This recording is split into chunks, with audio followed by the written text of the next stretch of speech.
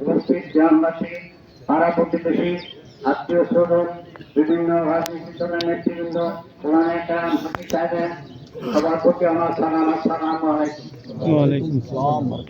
গত 26শে নভেম্বর দেওয়ার হোসেন দুলমিয়া একটি উপস্থিত আল্লাহ এই পর্যন্ত হায়াতটা মনে করছিলাম উনি আসলে ঘটনাটা কি হয়েছে এগুলা জানতে শুনতে পার আল্লাহর হুকুম যার যতদিন হায়াত আছে আমার একটু রাখবে, যার যেখানে যেতে হবে তখন আল্লাহর হুকুমে উনি কষ্ট করলেন একটা ইন্তেকাল করেছেন।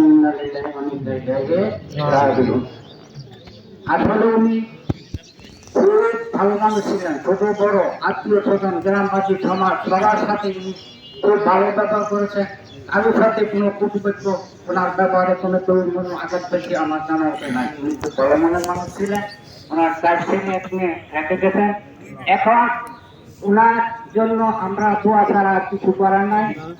এখন উনি কিছু দুনিয়াতে নেকামল করছে এগুলো আল্লাহ কাছে কবুল করি, বদামত গুলা মার্জনা করে উনি জান্নাতবাসী করে এই আশাবাদ ব্যক্ত করে আমি আমার সংক্ষিপ্ত বক্তব্য এখানে শেষ করলাম। আসসালামু আলাইকুম।